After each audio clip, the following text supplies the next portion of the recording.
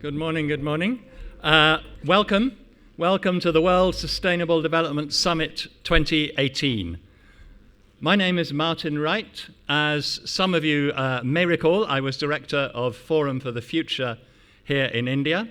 I'm still a global ambassador for Forum and involved in several other sustainability initiatives.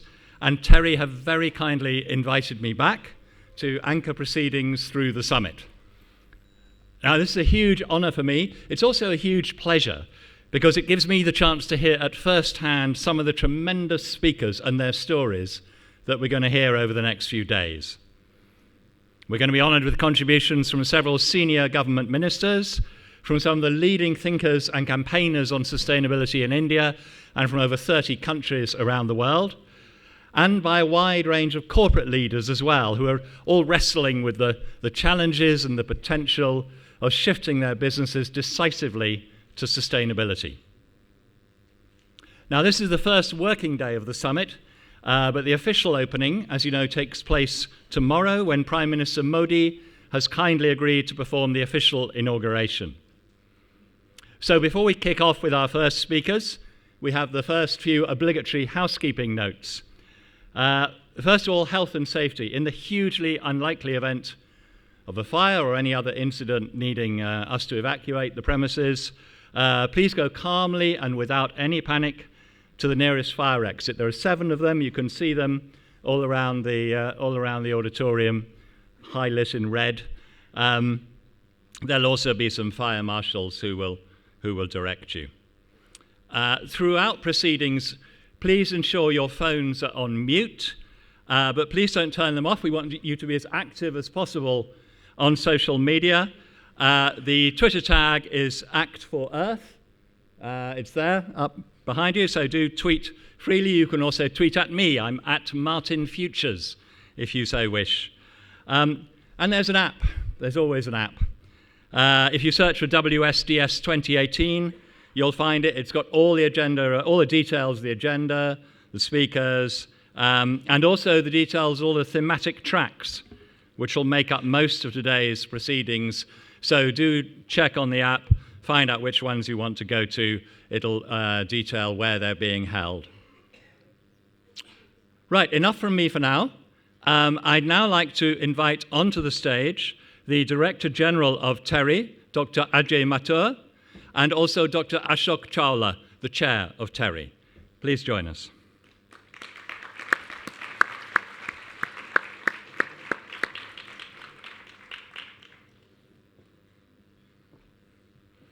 And Dr. Mathur, I'd like to invite you to say a few words. Martin, thank you very much. And a very, very warm welcome to all of you. It's a great pleasure to begin the World Sustainable Development Summit 2018 with such a wonderful audience.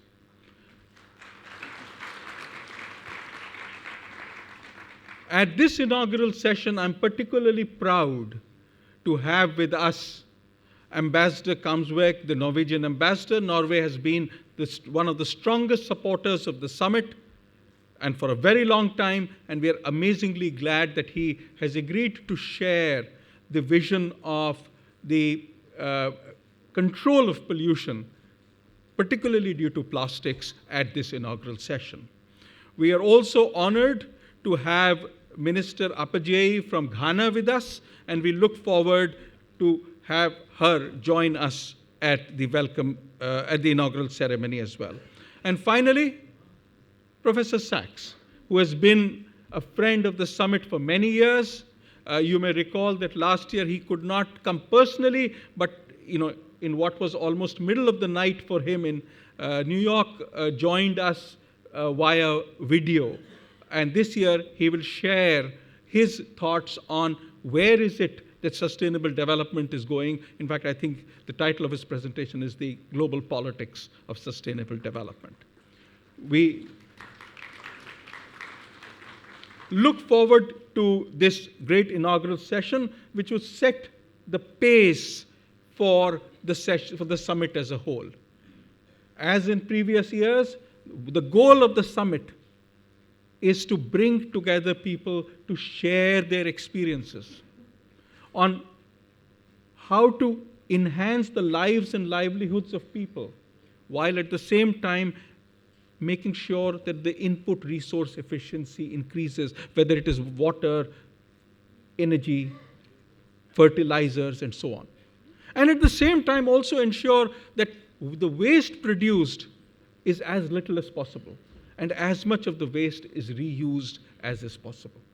With these triple objectives of enhancing lives, enhancing input resource efficiency, minimizing waste, we move towards a future where the world is better both economically, environmentally, as well as socially. This platform provides us an opportunity to do that. This platform is a common platform for countries of the world to come together. I'm told that as of this morning, participants from 36 countries had already been registered. We are actually looking to 41. That's the number of countries from which participants had informed us they would be coming. It is therefore a huge opportunity. It is an opportunity for us to share the best practices and lessons that we have, but also, I believe, an opportunity to develop new partnerships. Partnerships between new forms of business models, between technologies, and indeed on ideas. Because unless we populate the thoughtverse with new ideas, change does not begin. In the app that is available to you, there is a list of all the speakers. And you can actually ask speakers for meetings through that app. We want to make the whole process of enabling new partnerships as simple as possible. Tomorrow morning, the Prime Minister will inaugurate the conference at Vigyan Bhavan. There are a few logistics issued with that. It's not here, it's in another venue. There'll be buses that will leave from here, buses that will bring you back, and then again in the afternoon we will continue here. But I want to again thank all of you. We have a range of wonderful thematic discussions today, 22 of them actually. And then tomorrow there will be a series of plenary panel discussions on issues related to water, land degradation, energy, issues related to cleaning the air, and again, bringing together the global experience and trying to build new partnerships. We hope you enjoyed these 3 days, and I again warmly welcome you to the World Sustainable Development Summit 2018. Thank you very much for being here.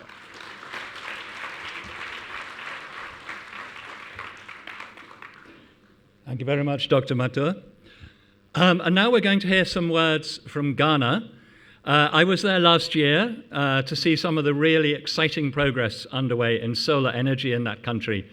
So it's a pleasure to welcome the Honourable Patricia Appiagyei, who's Deputy Minister for Environment, Science, Technology and Innovation. Minister.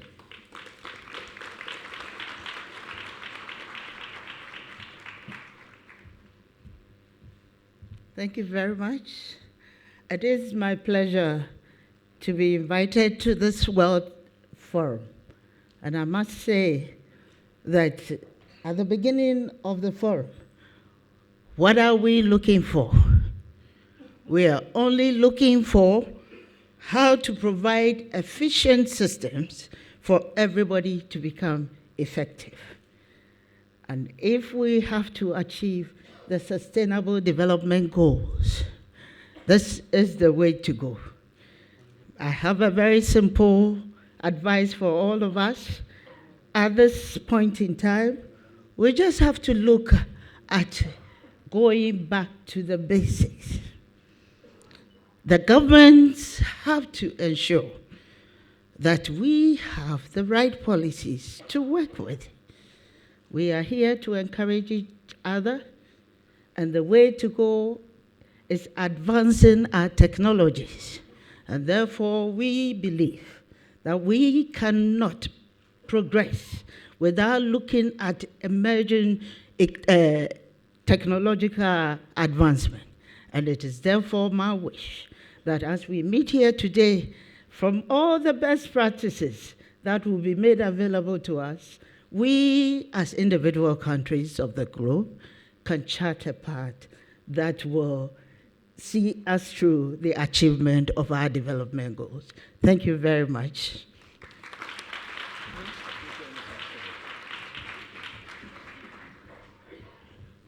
Now, in the Northern Hemisphere, I think few countries can lay claim to such a strong leadership position on sustainable development as Norway. So it's with great pleasure that I invite onto the stage His Excellency Nils Ragnar Kamsvag, who is the Royal Norwegian Ambassador, to make a special address. Ambassador.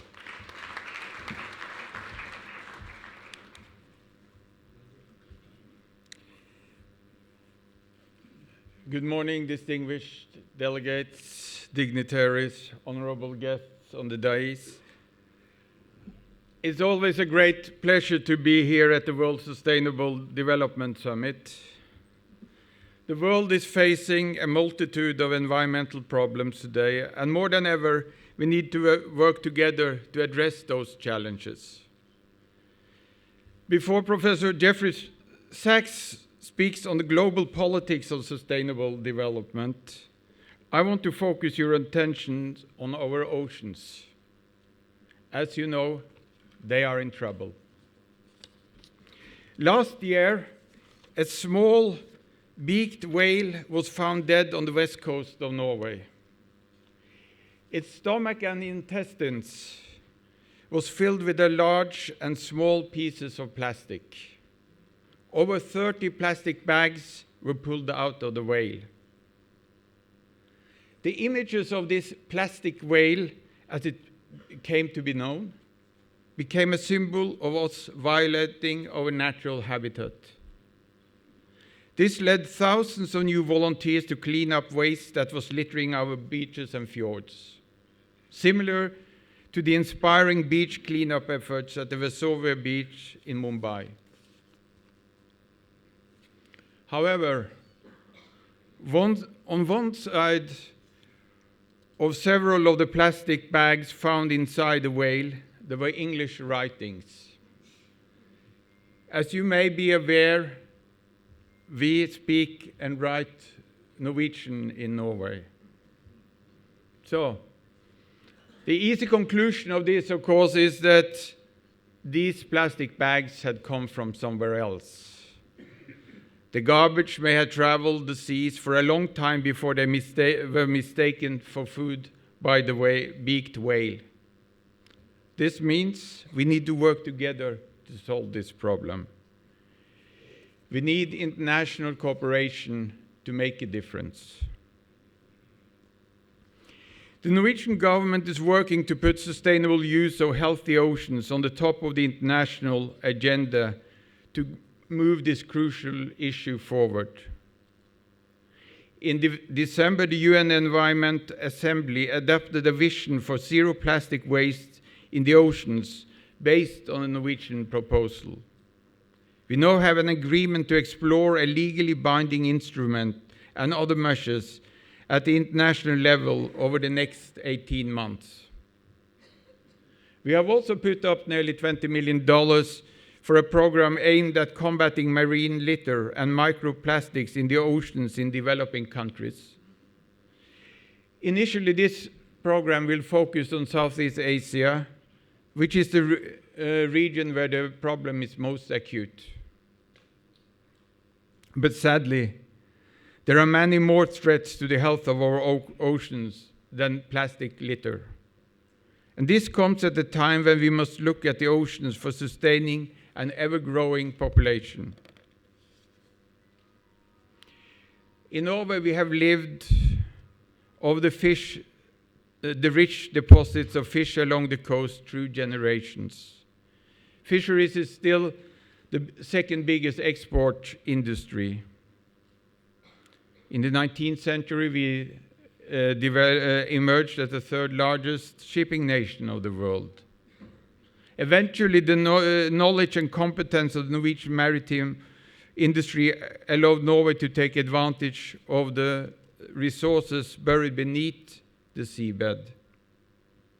Hundreds of thousands of Norwegians work in ocean-based industries. Combined, these industries account for 70% of our export revenue. The ocean and the use of its resources are a part of the Norwegian way of life, our culture, and our heritage. This may all be in jeopardy. The ocean's health is declining due to local stresses such as habitat destruction, overfishing, and pollution, as well as global phenomena such as rapid and unprecedented changes in ocean temperature resulting from climate change and increased acidity levels. The number of dead zones with zero or low oxygen levels in our oceans and coastal areas have grown tenfold since 1950. Most species cannot live in such conditions. The compound effects of these multiple threats are largely unknown. What we do know is that major extinction events in Earth's history have been associated with warm climate and oxygen-deficient oceans. We want to address the multiple threats to the health of the oceans in order to preserve our way of life for future generations. Our Prime Minister, Erna Solberg, is establishing an international high-level panel on building a sustainable ocean economy. The objective is to increase international understanding on how the sustainable use of oceans can play a key role in meeting the world's most vital needs in the years to come. The ambition is to make a significant contribution to achieving the United Nations Sustainable Development Goals. There is a global momentum for sustainable use and conservation of the oceans. Norway will host the 6th Our Ocean Conference in 2019. In the run-up to the conference, Norway intends to benefit from the insights generated by the many ocean-related initiatives now underway.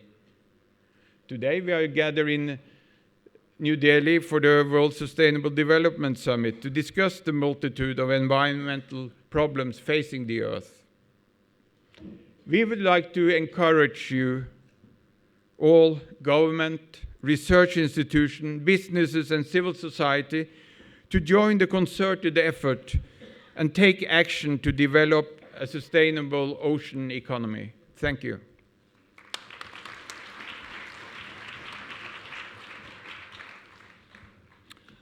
Thanks very much, Ambassador. Well, last year, as Dr. Mathur pointed out, we had to drag our keynote speaker from his bed to make his address by video. This time he gets to get up at a more sensible hour because he's been kind enough to come over and visit us in person. So please welcome our keynote speaker, Professor Jeffrey Sachs. He's Director of the UN Sustainable Development Solutions Network and of the Earth Institute at Columbia University. Professor Sachs.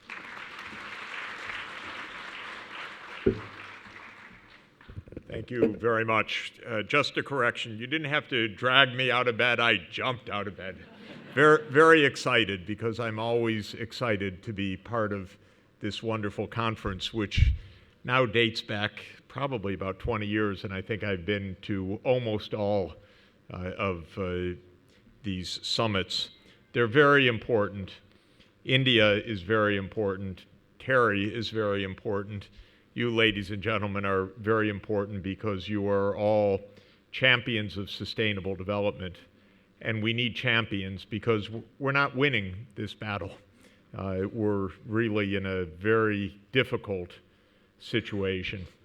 Unlike many human efforts, we have a real time limit for many things that we aspire to do on the planet, to be good, to reduce poverty, to accomplish other noble causes. We know that we struggle year by year at these problems, and we feel that we're making progress and somehow we will get things accomplished. When it comes to the challenges that are before us, whether it's the oceans, as the ambassador just noted, or climate change, or indeed the risks of profound social instability in a world filled with nuclear weapons, we don't have time. And in fact, we face potentially disastrous irreversibilities. That's what makes this problem different, in my view, from the other problems that we grapple with.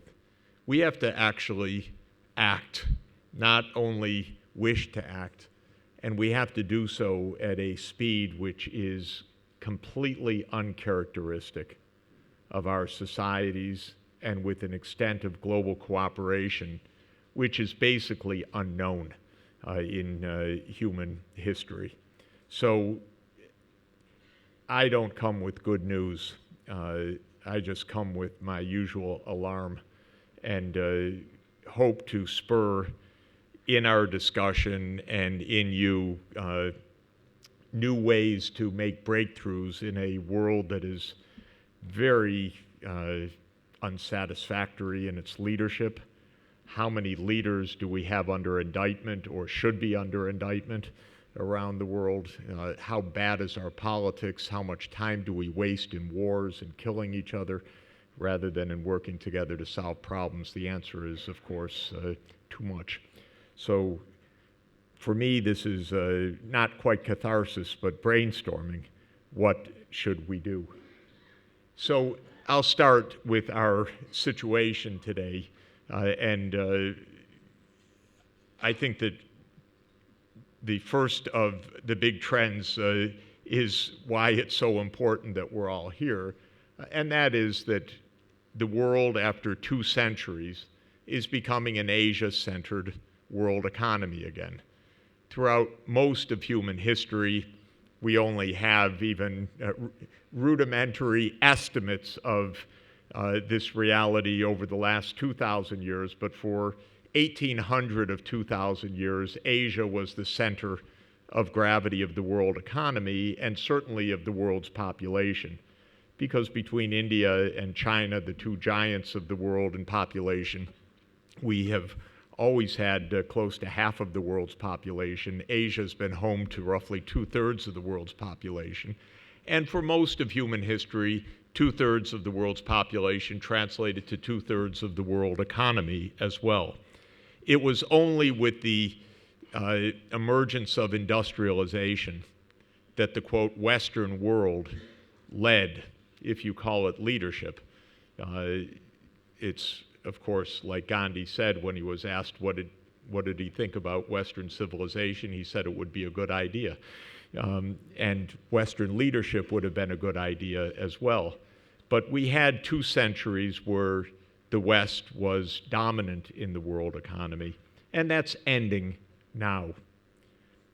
I think that's good because it means that India and China and other parts of Asia are basically narrowing technological gaps and living standard gaps that were very, very large, that were enlarged by imperial power and many other causes. And those gaps are narrowing, but they're by no means gone. It does mean, though, a kind of responsibility which is profound.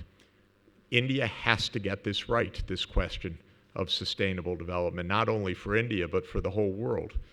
Because now, as the world's, you will soon be the world's most populous economy, by mid-century, probably the world's largest economy, overtaking China, which will have a gradual decline of population. India, whether good or bad, will have a continuing rise of population till mid-century and onward, continued rapid economic growth. The future of the world's going to be made here.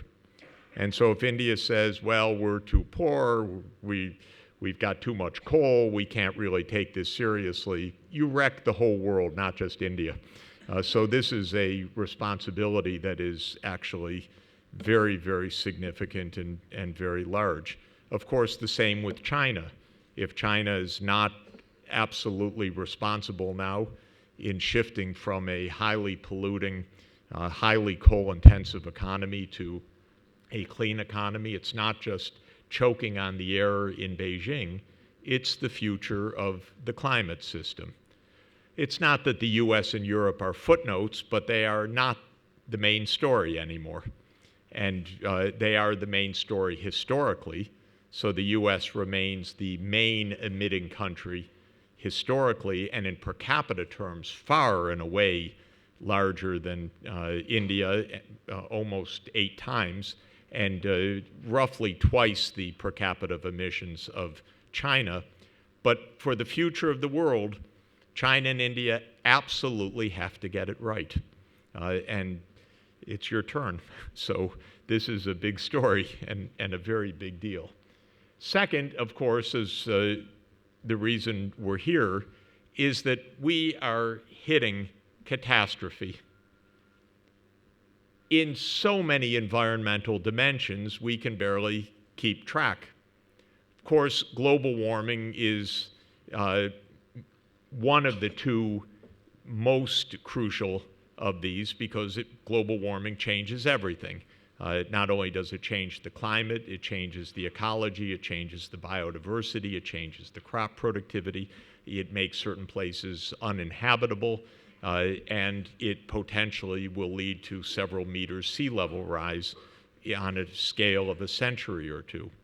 The other trend that is equally significant is the loss of biodiversity, which has reached a catastrophic level because of the massive appropriation of land by our species, throwing off all the other species, telling them, we grow food for us, thank you, not for you, get away.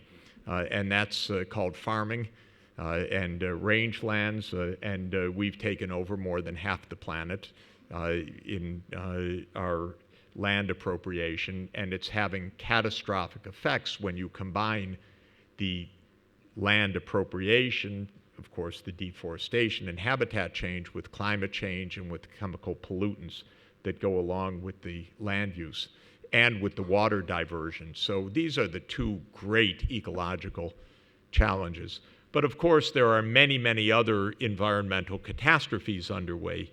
Ocean acidification, the ocean pollution that the ambassador just noted, the massive air pollution, which is probably the worst in India of the whole world now, and in this city is catastrophic.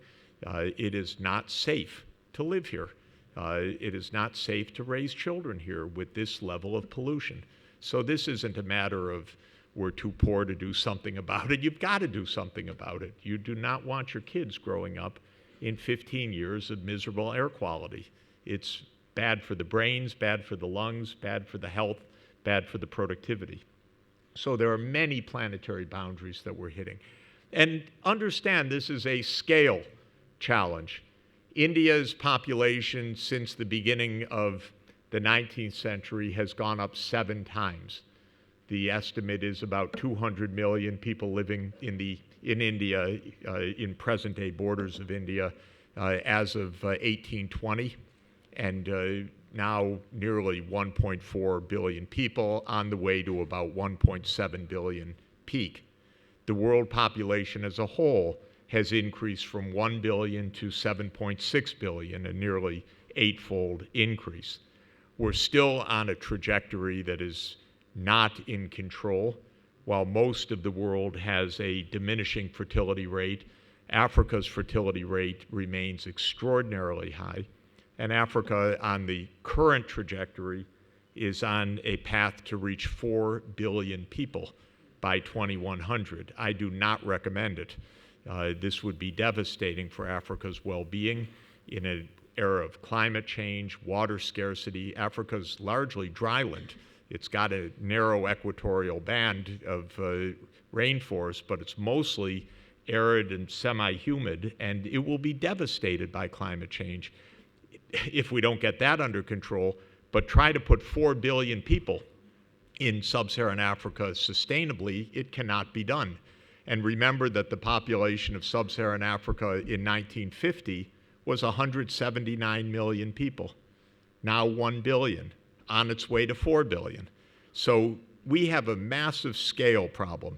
That's not inevitable, by the way, those forecasts. What it says is keep girls in school, reduce the fertility rates rapidly, and don't have population reach anything like those numbers through the voluntary reduction of fertility that comes with education. And that's the real policy prescription of that. But the second mega trend is that we've reached the limits environmentally. As you know, we are at 1.1 degrees Celsius above the pre-industrial level already.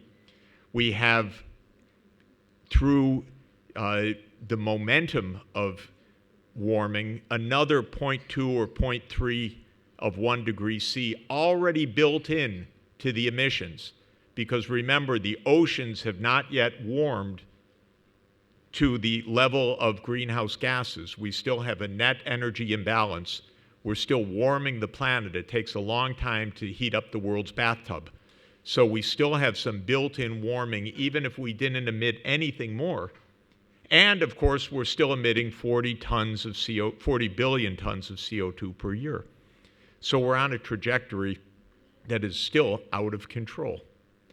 And what the scientists tell us is that it is only a fraction of 1 degree C more that will be most likely consistent with a mass destruction of the West Antarctic ice sheet and Greenland ice sheet.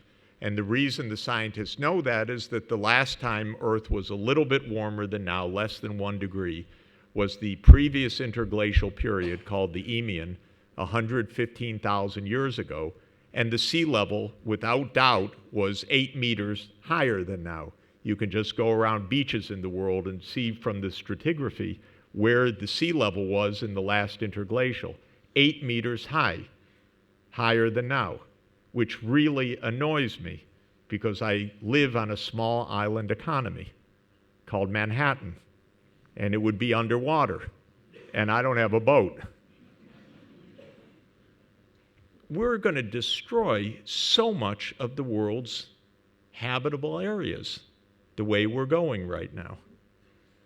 So this past year has been another disaster. In 3 back-to-back mega hurricanes in our part of the world, we had $260 billion of loss in 4 days of storm.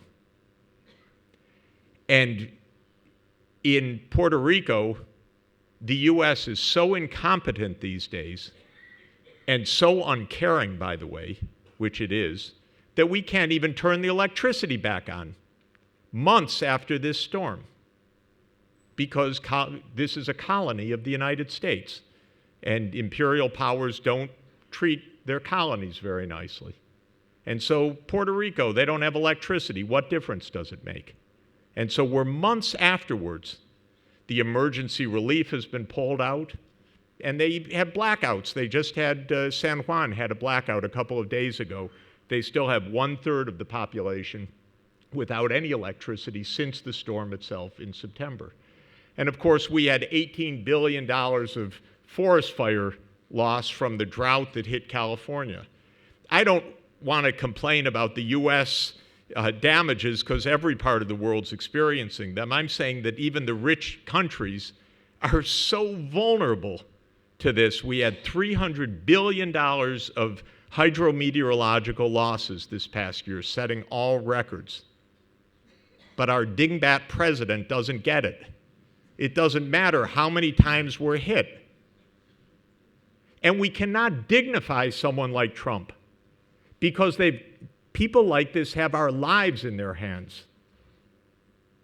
So it's disgusting, actually, that we have this loss, this amount of suffering, and we have a president in the hands of the oil and gas industry in incredibly corrupt politics in the United States, where David and Charles Koch and ExxonMobil and Chevron pay the bills of our Republican senators and congressmen, and that's why they spout the nonsense that they do. And Trump, I'm not sure. It may just because nonsense always comes out of his mouth. But the others are not so stupid. They're just so incredibly corrupt. And that's really a terrible problem. And in India, you're reaching 50 degrees C each year. You cannot live in 50 degrees C. And the evidence is that it's going up, and the massive heat waves are surely going to get worse and more frequent. These are killers, as you know. This is not inconvenience, this is death. You're going to lose a large part of one of the most densely populated parts of the whole planet to uninhabitability at the rate that we're going. So, let me sneak in a little good news, maybe good news. We have the most wondrous technologies to address these issues now. And as we just walked around the yard to see the exhibitions, there's so many exciting things happening. We're really strange. As stupid as we are as a species, some are really smart. And if you read any week of Science or Nature magazine, which I like to do when it arrives on Friday, it's unbelievable the quality of thinking that the scientific community continues to advance week by week.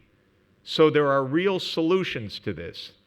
But the divide between the knowledge world and the political world is unbelievable and getting wider. We've never had a dumber president than we have now, or a mentally more unstable president than we have right now. And yet we've never had better science and technology as well.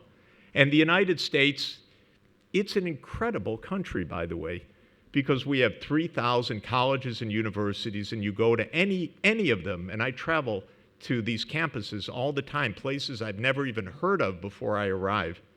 And they're wonderful faculties, so sophisticated, that could solve the problems in their communities in a snap of a finger. Great engineers, great scientists, great climatologists. But then you look at Washington, and it's just drenched in money.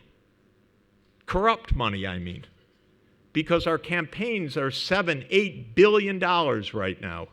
It's the loss of democracy. Because our Supreme Court was corrupted enough to say that corporate secret money is free speech. Do not do this at home, please. For the 30-some countries here. The United States lost it. We're trying to fight to get it back.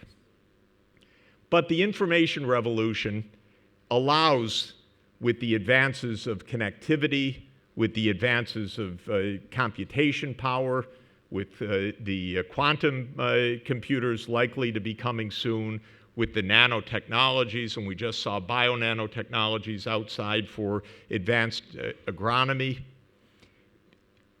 Renewable energy becomes cost-effective. Of course, electric vehicles become cost-effective. Precision agriculture becomes cost-effective. The things that can be done now are astounding if we have governments that understand mobilized science and technology, and not just for war purposes, but for human purposes. One of the smartest things that put the U.S. in a great situation for decades was in 1944, towards the end of World War II, Franklin Roosevelt wrote to his science advisor, Vannevar Bush, a letter that's astounding in its wisdom. And he said in the letter, "We have developed so much science during the war. I'm writing to you to give me proposals how we make it available for civilian use after the war." Almost any president of any country would have said, we have so much science, how do we keep it secret to keep our military advantage? But Franklin Roosevelt was our greatest president in history, by far. And he had the idea, let us move this for civilian use. And Vannevar Bush wrote a brilliant, transformative book in 1945 called Science, the Endless Frontier, which was in response to Roosevelt's inquiry. And he said, what should we do? We should establish new civilian science foundations, which became the National Science Foundation. We should have biomedical research, which became the National Institutes of Health. We should have funding for poor children so that they can go to university, because Bush said, no doubt, in poor families there are great scientific geniuses budding, but they'll never be able to afford university unless the government helps them to do it. So the U.S. invested very heavily in science, technology, and higher education. That's what made the U.S. a special country for 50 years, plus all the immigrants that came in. Because Hitler gave the U.S. the greatest scientific establishment imaginable, because the German scientific establishment, who were the greatest physicists in the world, including Albert Einstein, all arrived to the United States, those that survived. That's what made America great, not the idiot make America great again, cut the budget, slash education, slash science, speak nonsense, go to the pollutants, let the Koch brothers run the show, nonsense that we have right now. It's going to take us a while to get out of this, ladies and gentlemen. That's why India's leadership's really important. I'm not being rude to the United States. I'm giving you accurate information, which is you better lead. Don't follow the example, say, oh, we get to be a mess too. Because you have to compensate for the American failures now. And you should open up your endless frontiers now of science and technology. That's a good place to spend the money, because the social returns are absolutely phenomenal. One part of this is notable, which is that the information technologies will take away jobs of low-skilled workers. Agriculture is going to be all mechanized sometime this century. It already is in the United States. The farmers that I talk to don't farm anymore. The tractors farm as autonomous driving. One farmer told me that he still likes to sit on the tractor, but he reads a book while he does so. Because the machines can do everything, and they even, of course, are using GPS to know precisely where to deposit what mix of the fertilizers. So the jobs will go away. And that requires also a lot of attention to what kind of new skills, what kind of training, also to redistribution of income. Right now, all of our income is going to Tim Cook, Larry Page, Sergey Brin, Bill Gates, and a few others. And the 5 big companies, Apple, Amazon, Google, Facebook, and Microsoft, are now worth about $3.6 trillion. And they don't have very many people working for them. So the money is all going to the machines. Bill Gates is recycling his money for global public health, which is wonderful. The others, not so much yet. That is something important I'll come back to. But what did we do with these companies? We cut their taxes in December because Donald Trump's profound sympathies go to billionaires. So he's really very attentive to the needs of billionaires, but not at all to the needs of people who are struggling. The opposite. The more he can hurt them, it seems to me, the better he feels. Because there are killers and there are losers, he was told early on. And so I point this out, this decline of the labor share of income shown here in the United States, to say India will face it too. You have to be careful to not let inequality run out of control. And that's part of normal good governance. The winner of good governance in the world is Norway. And your neighbors, Sweden and Denmark, the lowest income inequality in the world, because Scandinavia figured out about 100 years ago that the right way to live was decently. And they invented what they call social democracy, which is far and away the best system of governance in the world. And they tax a lot, and they redistribute a lot, and everybody is happy. And how do I know? Because when we do the World Happiness Report every year, of which I'm a co-editor, they're the top of the world. So it's objectively true. People like to pay taxes and then get good public services. And that's the Scandinavian model. So I mentioned that. Now, fourth is we've agreed on something globally, ladies and gentlemen. And that is we have agreed on sustainable development as our framework. This is crucial. Tell everybody you know about that, because they don't know. They've never heard of this. But tell them about the Sustainable Development Goals. Tell them about the Paris Climate Agreement. It was the 8 greatest weeks of diplomacy that we had in 20 years in the world. From September 25th, 2015 to December 12th, 2 times the world agreed on a framework unanimously. Donald Trump says we're going to get out of the Paris Agreement. Don't believe it, by the way. He'll be gone before the US is gone. Honestly, we're not going to let it happen. It's just lobbying nonsense. It's corruption nonsense. These are global agreements, and they're truly important. And the Sustainable Development Goals are basically a pathway to decency. That's all they are. End poverty, ensure universal access to health care, ensure universal access to quality education, ensure low-carbon energy systems, and the like. Norway has fulfilled just about everything except goal number 13. Which is to finally decarbonize, but it is it's the Tesla capital of the world, Oslo. So it's going to be an all-electric, zero-emitting country very soon, actually. That's what we all have to become. And that's what the Sustainable Development Goals call on us to do. So what are the specifics that we need to do? Here's my quick list, and I'll come back to a 5th trend in just a moment. First, we need to decarbonize the energy system. That's for everybody. The rule is by 2050, we have to be out of the fossil fuel business. Why? Because that is what's necessary to achieve the Paris climate goals. We have to decarbonize by mid-century. That's everybody. That's also Statoil.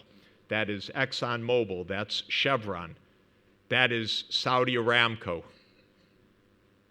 That is your national coal industry.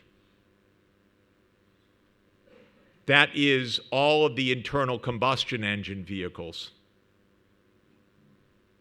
Though we saw outside some biomass to diesel, that would be okay at a small scale, so there could be a niche for some ICE. But basically, we need to get out of the internal combustion engine. It was great from 1870 to 2020, and now we have to move to electric vehicles. And produce electric vehicles, please, in India. I hope Tesla survives. I hope European producers. Otherwise, we're just going to be driving Chinese electric vehicles, because there's no doubt they're going to be producing them inexpensively and with high quality and in mass volume, because that's the national strategy right now in China. So first is decarbonization. What is India's plan for decarbonization? You can't do this without a plan. It's not just small microgrids, or even off-grid, that's fine. But the large transformation is the on-grid system. So how is India going to go from 85% fossil fuel based to decarbonization and still have rapid economic development? That requires a strategy. There are good papers online you can find for how India can be 100% renewable by 2050, because offshore wind, onshore wind, solar power, hydroelectric provides a vast store of energy. Nuclear can provide low carbon energy, zero carbon energy as well. But where is the plan? You need a plan. There's no magic of the market in this. You need a strategy to go from here to 2050, the fastest transformation of energy systems ever attempted to get out of carbon. And it's not picking on India. Every country has to do this, Ghana too. We need a full decarbonization of the world economy. Second is, in order to accomplish that, we need transboundary infrastructure. Of course, India brings in hydro from Nepal, from Bhutan, for example. But in New York City, we're going to have to use upper northern Quebec hydropower exactly the same way.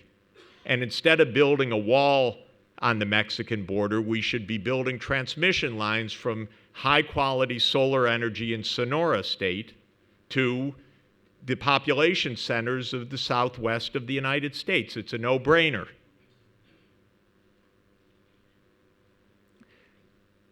Why do I emphasize transboundary? Because every country has to make peace with its neighbors. This is a rule of sustainable development. India will not achieve sustainable development if it's in a state of war with Pakistan. Because you need to connect infrastructure, you need to partner, you need to be able to develop the resources together. Most of these wars go back to choosing sides in the Cold War, or misunderstandings, or the failure to resolve a specific territorial dispute that is now 70 years old. These problems need to be solved, or they're going to solve us. They will devastate us in the end. And all of this, and remember, the rule from the Roman Empire to the British Empire to the American Empire is divide and conquer.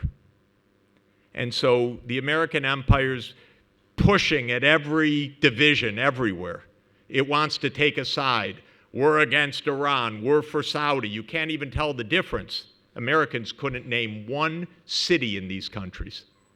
But we know that we're for one and against the other, though we can't remember which. Because it's imperial strategy. It has no basis in reality, and it's extremely dangerous from the point of view of sustainable development. Third is we need directed technological change. And that means Vannevar Bush's vision in 1945 needs to be a global vision, which is that we have wonderful technology, we need to direct it towards sustainable land use, towards sustainable energy systems, towards low-cost, high-quality rural education, towards delivery of healthcare services, new diagnostic tests, new smart machines that mean we don't even need doctors in places because the diagnostics, the imaging, and other systems can be used. Fourth is we need global land use strategy, and I was thrilled to get this morning a new report by the UN Convention to Combat Desertification on land use. Land use is an incredibly complicated topic. Why? Because it implicates the carbon balance, biodiversity, food production, water use, human settlements, human livelihoods. And it's very hard to keep all of the different concerns in mind. So agronomists just want to grow food. They don't care about biodiversity typically. Or the biodiversity conservationists just want to conserve, but they don't necessarily care about the people on the land that are farming right now. So this is a wonderful report. I just haven't read it all because I just got it 10 minutes ago before I started, but it's exactly the right analytical framework. We need, the fourth area, we need global land use strategy. And it's not even good enough within a country because what's happening is that global demand for food is wrecking the Amazon. Global demand for palm oil is destroying Indonesian, Malaysian ecosystems. That's coming from abroad. China's insatiable demand for tropical hardwoods is leading to clear cutting of forests all across Southeast Asia. And so we need global strategies for conservation and land use. Fifth is we need resources. We need about $3 to $4 trillion a year to invest in the Sustainable Development Goals. It's not a lot of money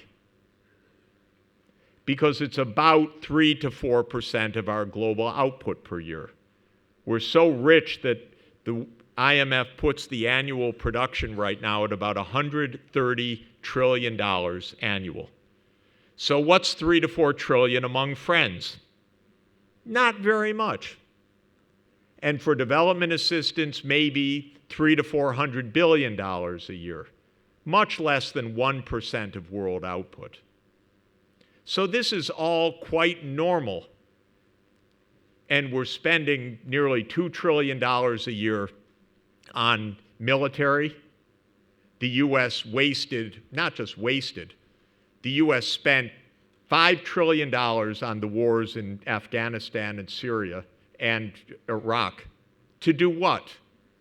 Nothing of any positive outcome. So if you can waste $5 trillion for nothing, you can spend a few $1 trillion for sustainable development. It's not a lot, but we need to raise it. Sixth is regional governance. I'm coming to an end. And 7 is global governance. Let me say a word about that. We have 5 UN regions. I'm a UN official part-time, as special, I have full-time, but $1 a year for the Secretary General of the United Nations. And it's my proudest role. I love the UN. I think it's our hope to not blow ourselves to smithereens and to actually achieve sustainable development. And the UN divides the world's regions like this in the technical division. I like this map because the green, you guys, suggests that rather than the competition between the two giants, there is a region of Asia. It's the center of the world population. It's becoming the center of the world economy. It would be great to work together as a region. China's made a proposal, the Belt and Road Initiative. I'm a huge fan of this idea because the idea is to build infrastructure that connects Eurasia. Of course, it needs to be sustainable infrastructure, but immediately it was viewed, the US, oh, we can't join that, that's China's initiative.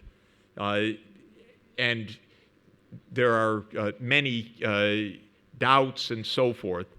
It should not be viewed in a competitive Cold War mentality.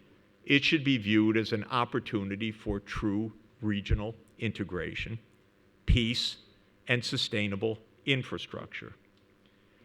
These are regional organizations, and you see SAARC, and SAARC includes India and Pakistan and Bangladesh and other countries.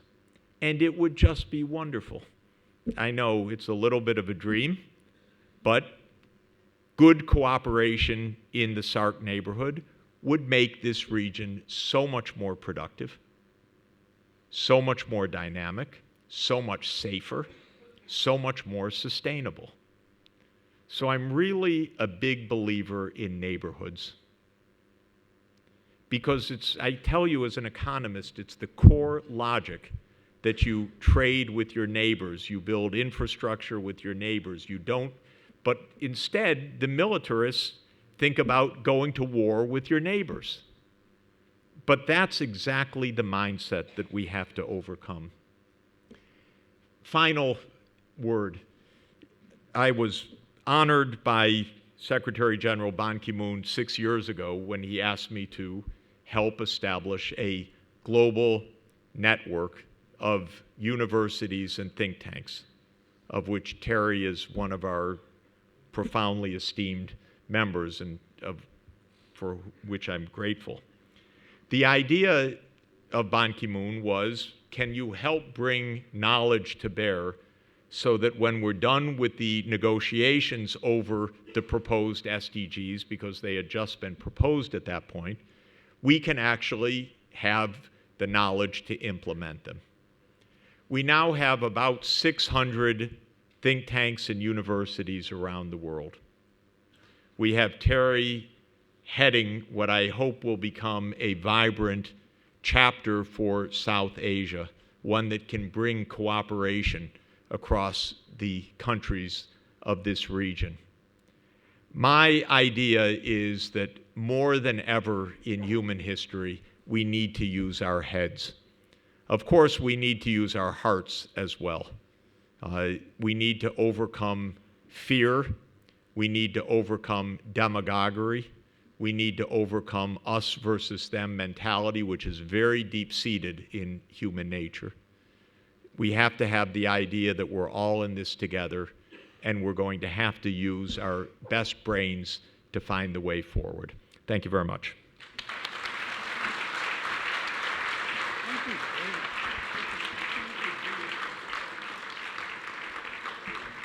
Thanks so much. I'm so tempted to say thanks so much to Donald Trump's personal envoy to the summit, but I think I'll pass on that one. Do you get invited to the White House much? I'm sure the invitation's in the post. That was powerful, challenging words. I think it set us some great challenges for the next few days, so thanks so much for that. And I'd like to invite Dr. Mathur, I think, is going to present some gifts to our panelists.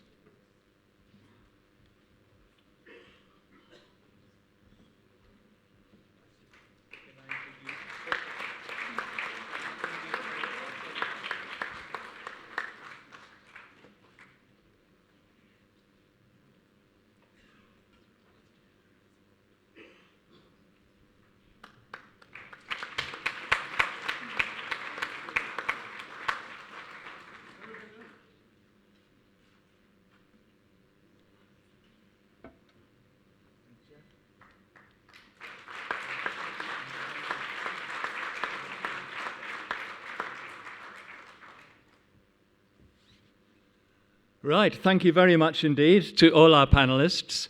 It's now time for the thematic tracks. You've got all the details on your apps, and I think there is information as well outside. So do join us again. We'll be reconvening here at the end of the afternoon. And, there's going to be a little photo first, so I'll just let the photographers do their business. I always forget about the photos.